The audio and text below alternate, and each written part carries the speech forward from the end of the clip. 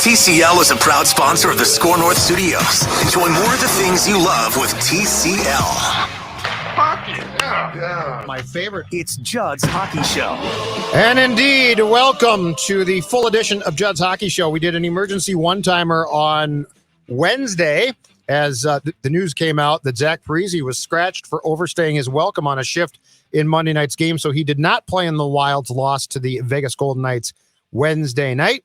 And Dex, there is plenty to get to, including your analysis on even strength goals, which I am curious to hear, and a whole conversation about how the Wild dropped back-to-back games against the Golden Knights. But I want to put a bow on this Parise discussion, because when we talked yesterday, we were working off Evason's quotes about the decision to scratch Zach at that time. Yep. And as we were recording, Zach Parise did a Zoom with the media to talk about the decision to have him scratched. And if you don't know, the situation is this: late Monday night's game, Wild up by 1, Vegas goaltender Marc-Andre Fleury pulled.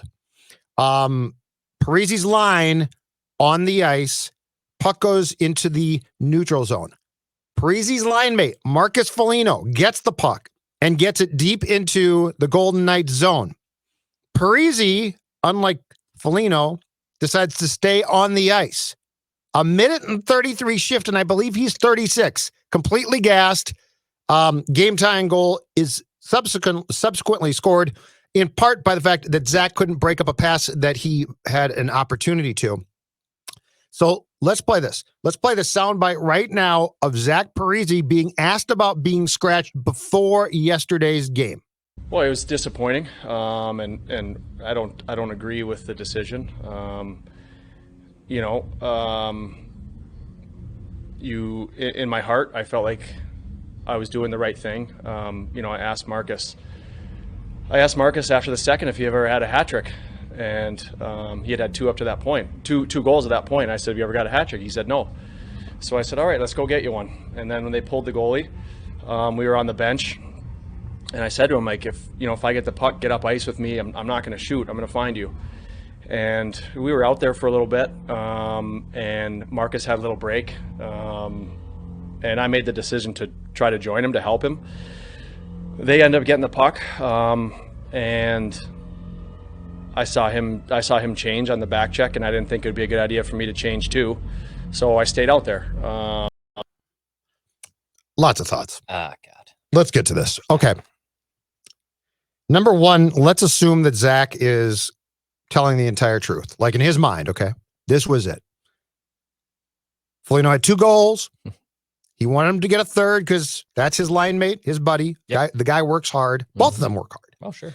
And let's just assume that Parise is 100% not basically going back, and that we are not getting what in his mind is revisionist history here, okay?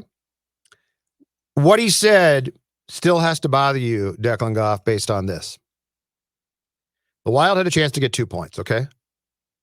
Marcus Foligno getting a hat trick did not matter one bit.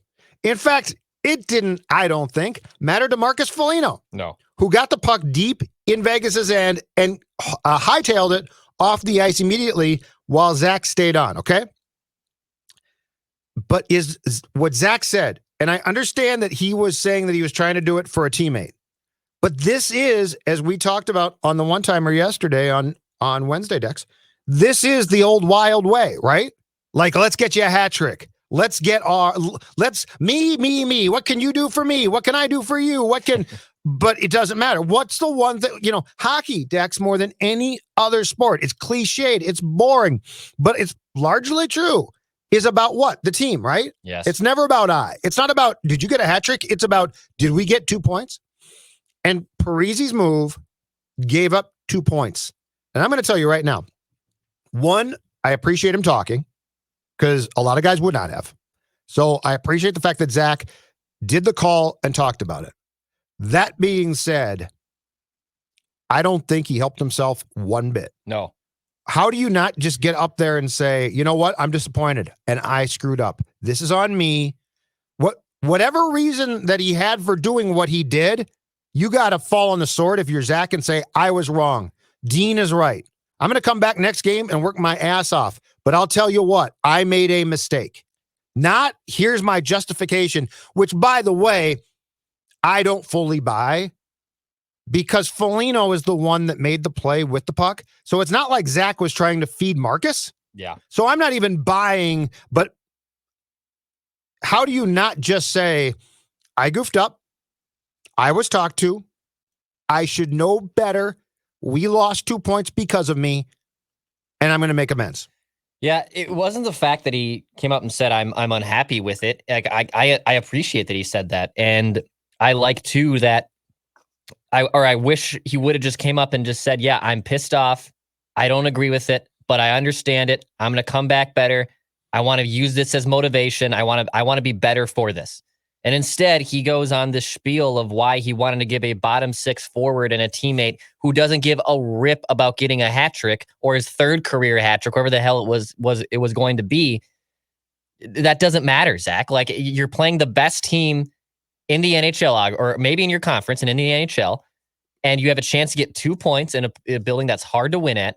You're going against one of the deepest teams, one of the best goalies in the league. You have a chance for 2 points. I don't care if it was Kaprizov looking for his first hat trick. The goal is to get the win. Like, get out of your mind. And this goes beyond too with hockey fans. Well, they deserved something. You don't deserve bleep, dude. That's you don't deserve bleep. That's a big hockey thing. You don't deserve bleep in hockey right now. You don't. Did you win the game? Right. Did you win the game? The Wild deserved to beat Jake Allen and the Blues. They did. And guess what? You had 4 chances to do it and you lost in 5. So, like, what are we really deserving here? What are you really deserving of if you get blanked by Jake Allen and your former head coach? If Marcus Foligno wants a hat trick in game 19 of a shortened season, that doesn't matter, Zach. Wear this, dude. Just wear it and understand that you're unhappy. And if you want out of here, he was almost traded a year ago this time. If you truly want out, let us know now, and we'll do what it takes to try to get you out and get us the best return possible. No guarantees, though. Right. Like, you're still signed to this contract. Yep. But why wouldn't you just understand?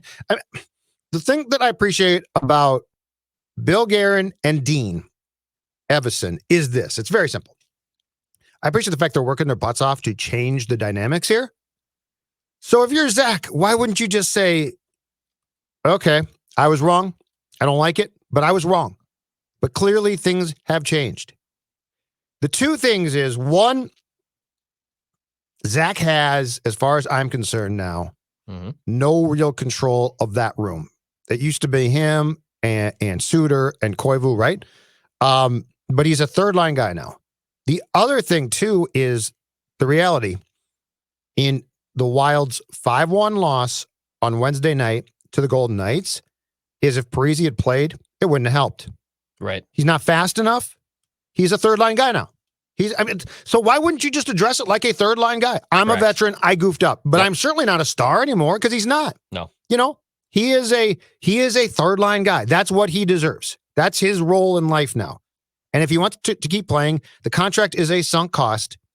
But he's not going to the Pittsburgh Penguins and stepping into a left wing job alongside Sidney Crosby.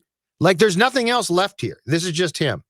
But I was really disappointed because I thought that he had a great opportunity to basically say, hey, things have changed here and I've got to get with the program or something along those lines. Yeah. And instead, we sort of got this, here's what I was doing, you don't understand. Yeah. Huh? It's tone deaf. And it's very tone deaf. It is, and moving him is not a simple task. Nope. It's like, this take is high water. Yeah. Yeah, this is not a easy, okay, we'll trade him to Team X, Y, or Z. Yeah. It's a pandemic. The contract is huge. And it would just be best off if he would say, I am now a third line guy. I get that. Too bad for me. Exactly. Okay. These two games. Yep. 5-4 OT loss on Monday in what I consider to be a fantastic game, in which, as we discussed, the Wild was up by 2 goals late in that game and blew it. And then a 5-1 loss on Wednesday that was closer than 5-1, included an empty net goal, and the Golden Knights ran away at the end of that game. But it was definitely a closer game than that. And again, was, I thought, a lot of fun to watch.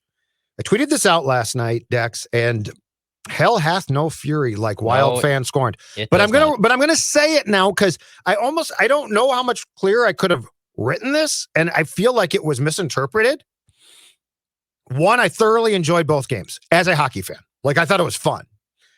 And what I tweeted out was, it's a lot of fun to see the Wild play a string of games against a team like the Golden Knights, then the Sharks or the Ducks, because they can beat up on those teams, but we don't learn a lot about the Wild. When they play the Golden Knights, I'm not saying that they have no chance. They certainly do.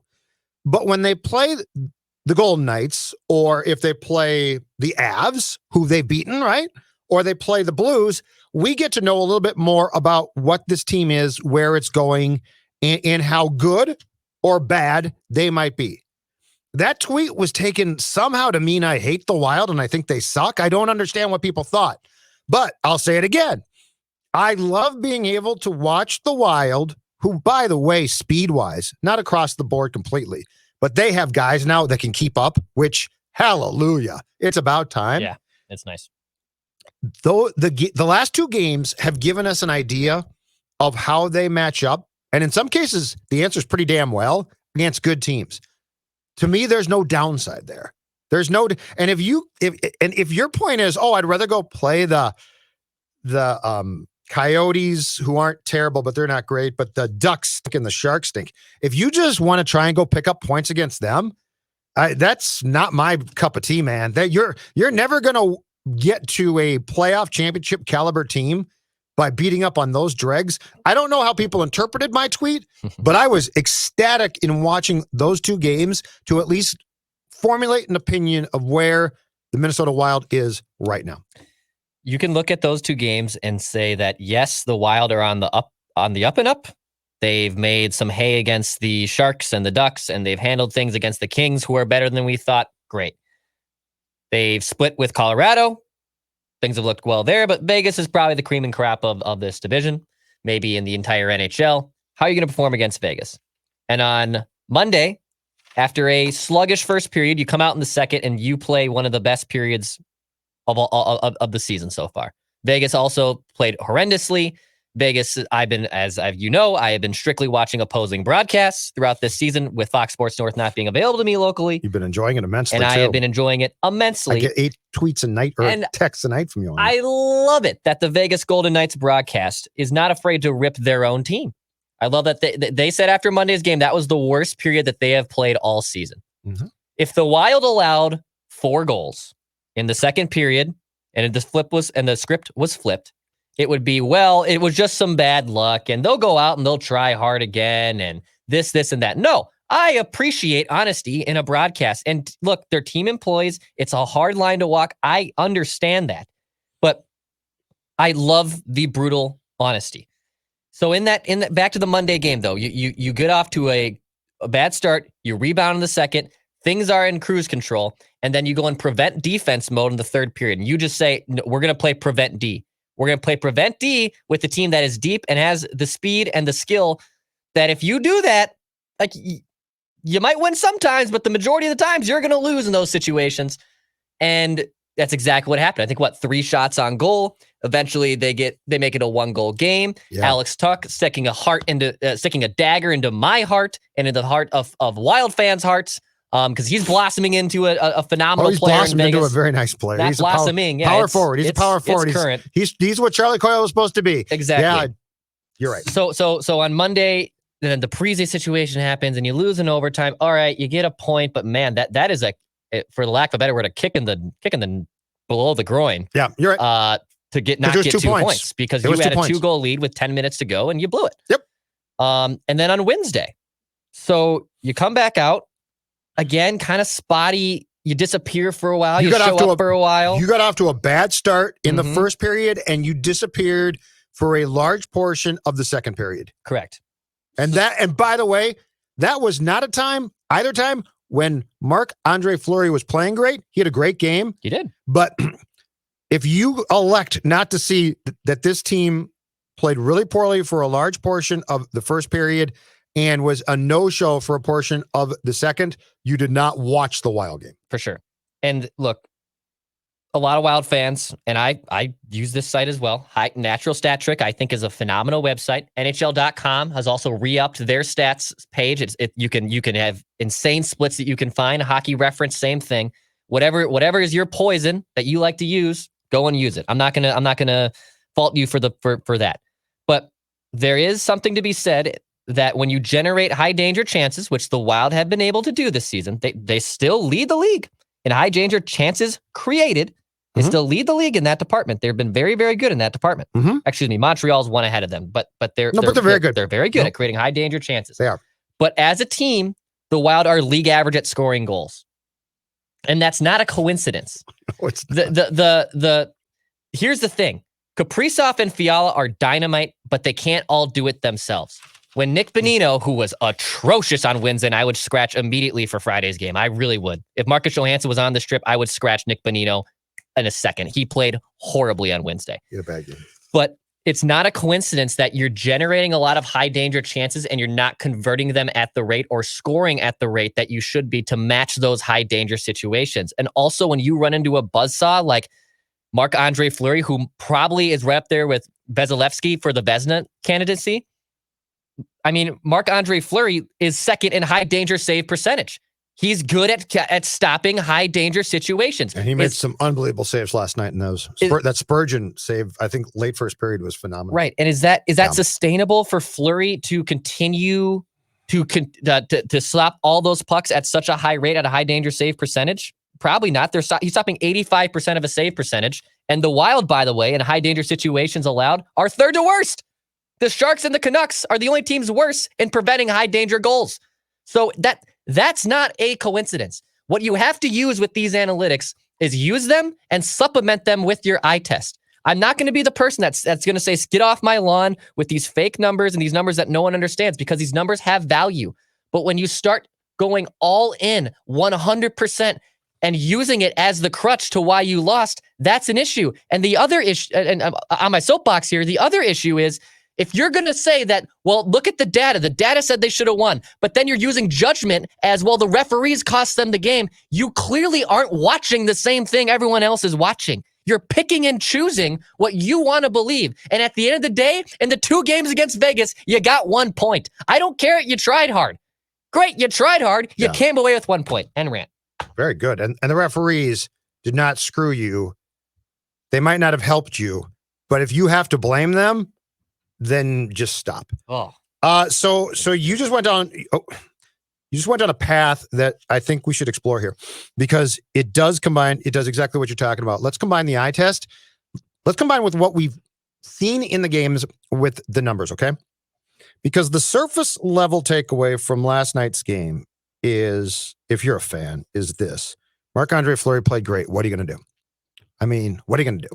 Because it wasn't a 5-1 game. I mean, that was the final score, but it didn't feel like that. It's not like they got blown out, okay? One of the best goalies, too, of the last 10, 15 years. But I mean, Marc-Andre Fleury. Yep. What are you going to do? Right. I mean, you can't do that. Okay, that's the surface level takeaway, and that's fine. It bores me, but it's fine. Okay, so here's where we're going to combine the numbers and the facts and get at this question. Instead of making short-term excuses for losses, let's look for the long-term reason why you lost and why you're destined to repeat those defeats against these type of teams. Because again, I can go play the Sharks by myself and win. It's a good point. These type of teams, because these are the type of teams. And by the way, we're not talking about 2021. I'm talking about when you're back in the Central Division next year. How do you beat the top teams then? How do you make a playoff run? Why doesn't the Wild make playoff runs? I really like what they're doing. Okay. It's not done yet. The roster construction is fluid. Certain guys are going to, as we talked about on the one-timer yesterday, are going to be here for a year, and then they're going to be gone. But let's get at the heart of the matter, and it's going to go back to a conversation that we have been having since the season started. But the weakness was exploited more than ever when you play a team like the Golden Knights, who have great speed, and you have good speed. And you brought up 2 key players, and one of them definitely in the last 2 games had this problem. Kaprizov, and they tried to switch this up, being on a line with Victor Rask, okay? Victor Rask can get by if you're playing the Ducks. He can get by if you're playing the Sharks. And hell, he can get by if you're playing the Kings, who are better than I thought they would be, but they're certainly not a great team, all right? But Dex, let's combine the numbers and the facts with what we saw against the Golden Knights to get at the heart of the problem. And it's this. How are you going to consistently, because the Golden Knights at times playing their best last night would play keep away. It at times was very competitive and very good, and at times it looked like the JV against the varsity, because when the Golden Knights are playing downhill and flying, you don't get the puck. And you can't have, if you want to win, you can't have Victor Rask trying to center Kaprizov. Like Kaprizov can do it by himself against the Kings, the Sharks, the Ducks, and probably the Coyotes, okay? Like he can take the puck from Rask and be like, screw it. I'm a one-man show. And he'll make a play. He will look like a hybrid center winger. But when you watch the type of team that the Golden Knights have, and you see Victor Rask trying to center a line with Kaprizov or Fiala, it's unworkable. Yeah. And Bill Guerin knows that. But that's what people need to look at. Like, don't just say, the referee screwed us and Marc-Andre Fleury was too good. That's the short-term takeaway. Okay. Stella saw that. Sitting on the couch barking. She saw that. Marc-Andre Fleury's good. No, but why did you lose? Why did you not generate even more chances? And why does Kaprizov, when he's trying to be a one-man show, Dex, against a good team, it's really damn hard, even for him, because that team's really talented. So that was my most important. That's why I want the Wild to play good teams, because I can't judge that when they're playing these developing or not good teams. I can judge it against the Golden Knights. And by the way, when you beat up on the Ducks and the Kings and the Sharks, or even I'll omit the Kings there because they're better than we thought, you should be taking points and you should be getting points in 70% of those games. And it's good. That's literally them beating up on those teams is what's going to put them in the playoffs. That's the foundation of why you're getting in the playoffs. If you can go 500 against the Knights and the Avs, okay, that literally is the recipe for getting into the playoffs. But it's also a judge of you're clearly not bottom feeders. You are an above average team. And right now that is where your ceiling is. You're an above average team and you're not there with the big boys of the Vegases of the world, of the Tampa Bays of the world, and you won't be able to see them. And that's, you're only going to play these 6-7 teams throughout the course of the 56 game regular season. So good, make hay against these bad teams, but also recognize that you aren't on the level quite yet of Vegas and Colorado even. You have to get there, and it's going to be a slow crawl. Now, the way they've been progressing this season, that's encouraging. That's a good thing that it looks like Wild hockey, after being really stuck in the rut for the last 2 seasons, is trending back in the right direction, and Paul Fenton didn't ruin your favorite team, and Bill Guerin knew what he was able to do to supplement with a good roster. So those are all good things. But it's also not a coincidence last night that Kirill Kaprizov plays 21 minutes, and Victor Rask, his center, only plays 13, because Victor Rask cannot keep up. Yep, and they put Eck keep up, and they put Eck with Kirill, I think, in the third period. Right, and so they switched that. But yeah, he can't keep. He's got no chance. Yes. Victor Rask has no chance. And I tweeted this last night. There are good things to take away from this Wild season as well. Right now, you're scoring at 5-on-5 at a very high rate. I'll get into that in a little bit. That's a good thing. That's a good thing that you're able to score 5-on-5. You're generating those high danger chances. Also good. Your goaltending has drastically improved. All good things. Mm-hmm. Bad things. Your power play is so inept and is holding you back that you can't fully buy into this high danger chances and your offense scoring 5-on-5 because you have scored 5 power play goals in 70 chances. I don't know how you do that. I don't know how that is even possible, but you have found a way to make that possible. That's a bad thing. And then, the frustrating thing is the high danger chances are there. The conversion rate is poor. It's average. And if you don't have a true top 6 center to make things easier for Kaprizov, it's going to make guys like Victor Rask have to play 14 minutes a night when he has no business being on the top line. It's a ticking time bomb down the middle of the Wild when it comes to their centers. They have forwards. Fiala and Kaprizov are great. Matt Zuccarello, I know the last 2 games against Vegas was not as hot as he was out of the gate in those first 7 games from the injury. I noticed him a little bit more yesterday. I think he's still going to be just fine. He's a lot better than he was a year ago in his first season with the Wild. Yep. But there are things here that are not sustainable and things that do need to be addressed. And that's where I think you have to go get a top 6 center.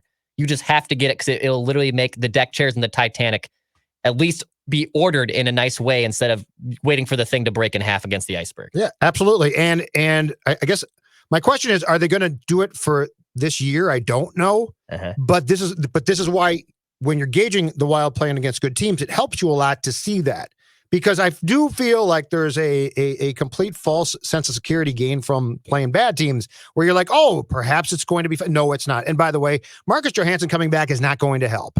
So as far as the gradual steps go here to get where you ultimately want to be, it's important to see that. Now, if you choose to address it by the trade deadline this year or not, I don't know. But at least you know when you're playing the upper echelon teams where you stand. Speaking of that, so I'm thinking about this, Dex.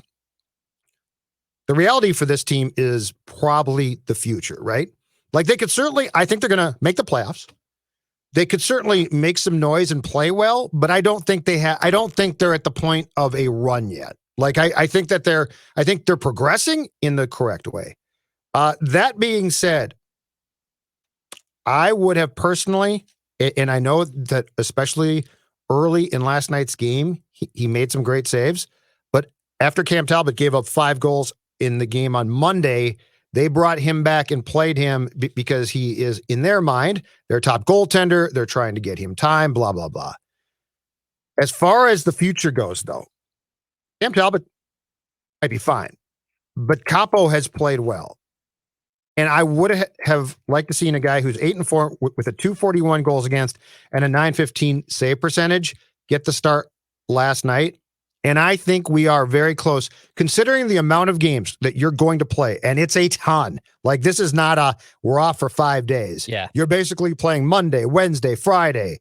I would like to see this fall into a rotation because Kaapo Kähkönen to me has played well enough that he deserves that.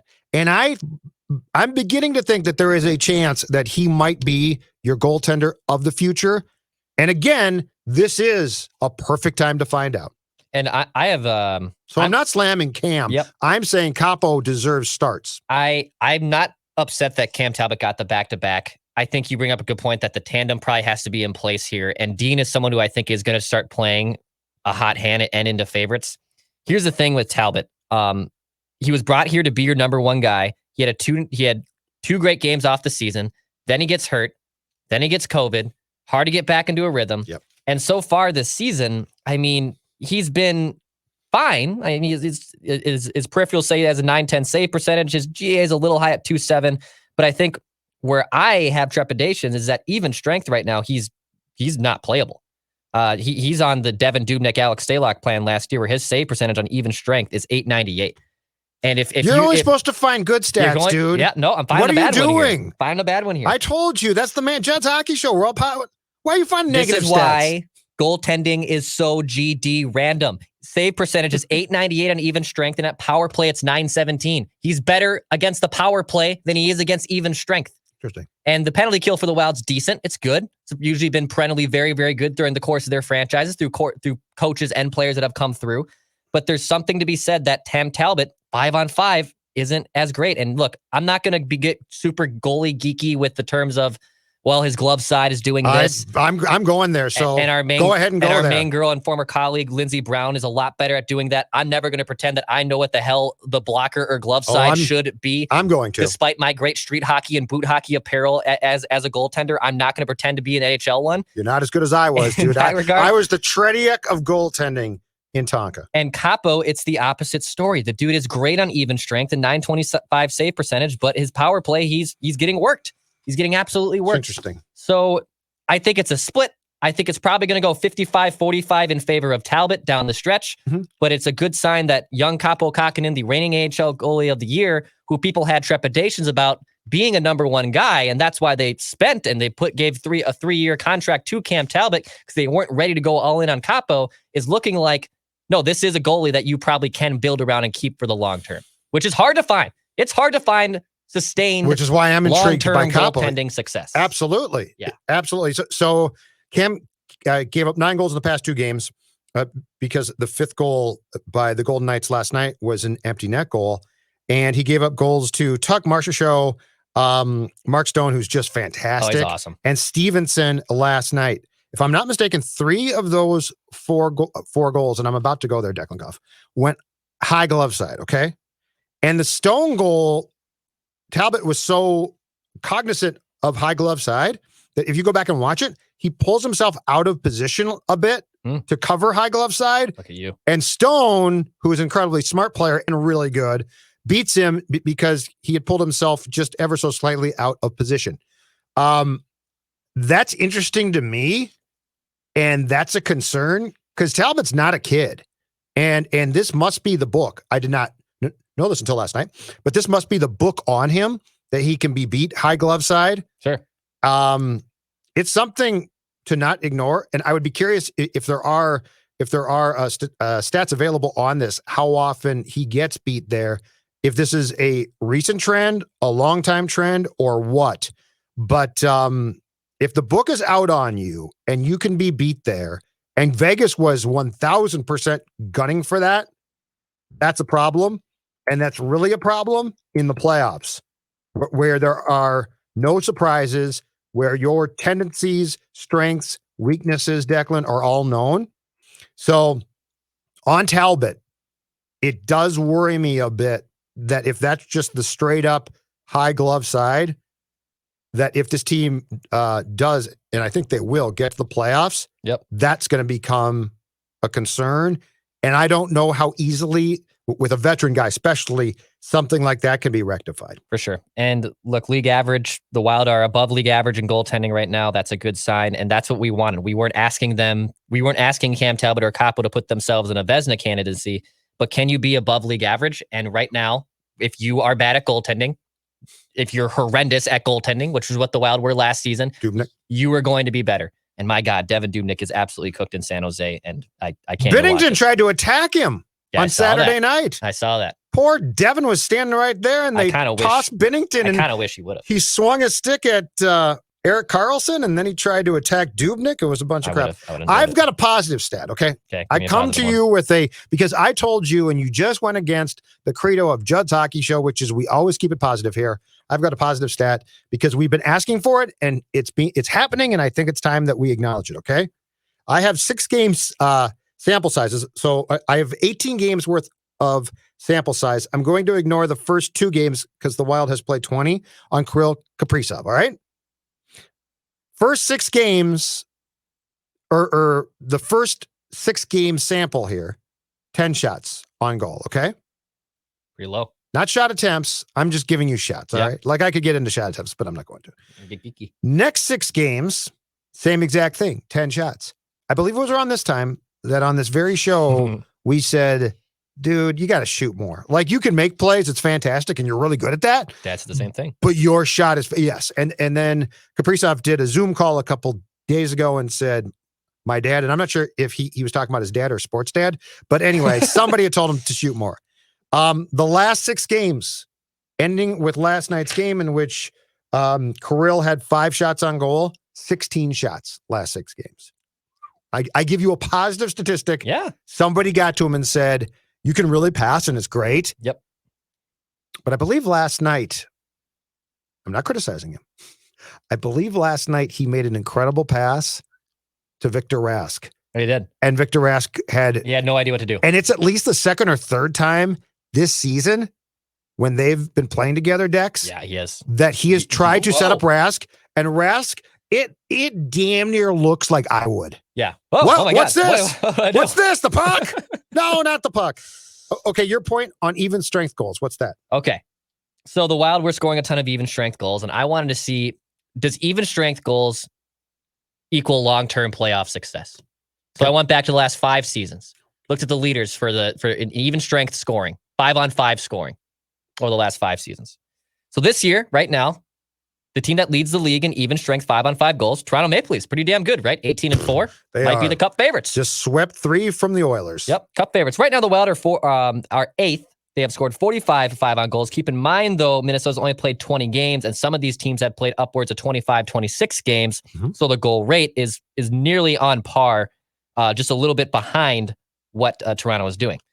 What about 2019-20 last season? Who led the league in even strength scoring? Oh, the Tampa Bay Lightning. What did the Tampa Bay Lightning do last year? Won the Stanley Cup. Okay. What about the season before, 2018-19? Washington Capitals won the Stanley Cup that year. Where did they finish in even strength scoring? Third. Okay. 2017-18. Excuse me, I flipped that up. The Blues won in 2019, and St. Louis finished 13th in scoring. So they were outside the top 10, but still above league average in 5-on-5 scoring. The next season, 2017-18, that's when the Capitals were able to win the Stanley Cup, and they were top 5 in even strength scoring. Now we go to 2016-17. First year under Bruce Boudreau. The team that led the league in even strength scoring that year, the Minnesota Wild. Really? 5-on-5. They scored 187 even strength scoring goals. Interesting. Their power play was pretty damn decent. Mm-hmm. They were able to score power play goals that year. Yeah, I know. Pretty crazy concept to score power play goals, Minnesota Wild. But it seems to be that even strength scoring does mostly relate to long-term playoff success.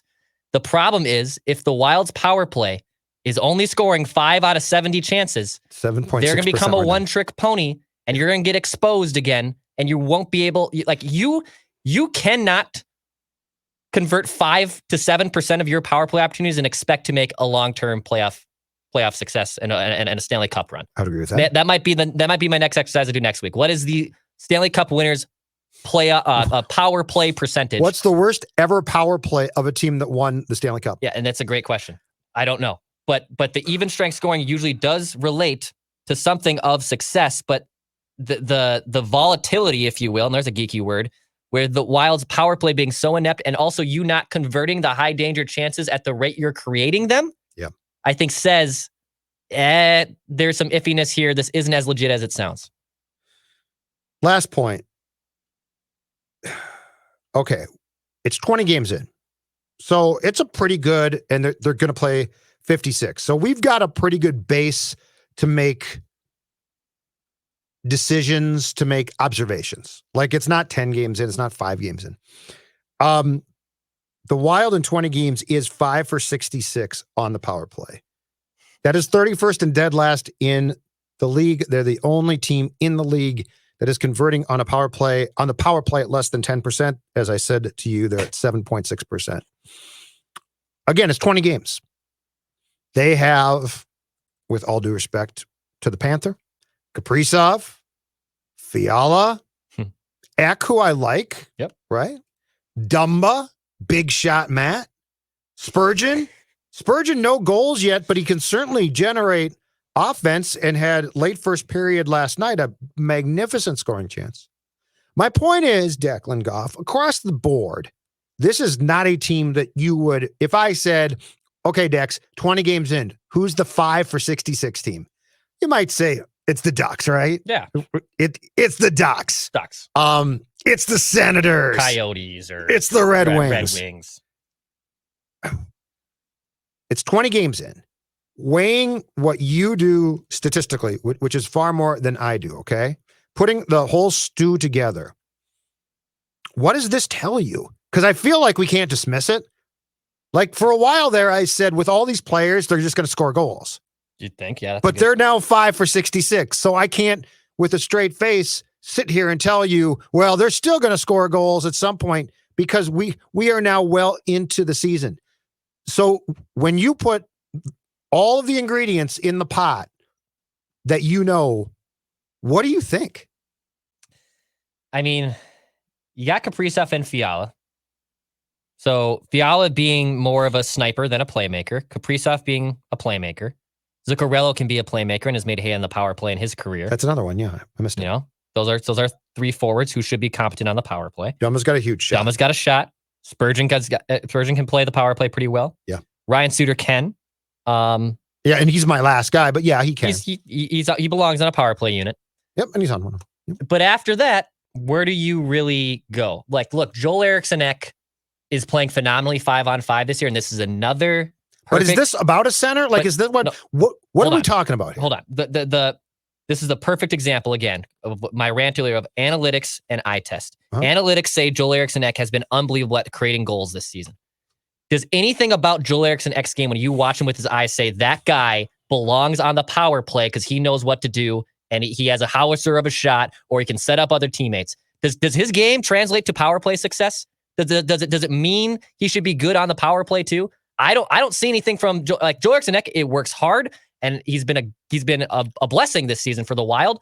There's nothing about his game that says he deserves significant power play time. Okay. I'm at the point where it's so inept that he deserves some time, right? Because something else, anyone, Nico Sturm, someone step up on the power play. Yep. But nothing about Joel Eriksson Ek's games with his eyes tells me that he deserves significant look on any power play unit. Take him off the Wild and put him on another team. Would he fit in on that power play unit? Probably not.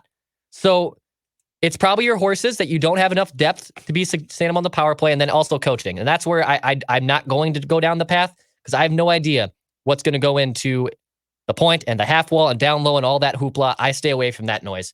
But I have no idea how to fix the power play. And until you do, but they don't either. That's the scary thing. If they've got the people that should be able to score. Like it can't be this bad, but it is. But it is. And I don't think there's an answer until the hockey random gods come back and start going in the Wild's favor. Or perhaps you get a different coach in here to coach them at least. I'm not talking about a head coaching change. I don't know. I got it. Adam Oates, anyone? Great. No, I know. Adam Oates could be brought in as a consultant again by Parise and Suter. They could pay for him to help out. Literally the worst possible thing that could happen to the Wild. All right. Judd's Hockey Show. We are done.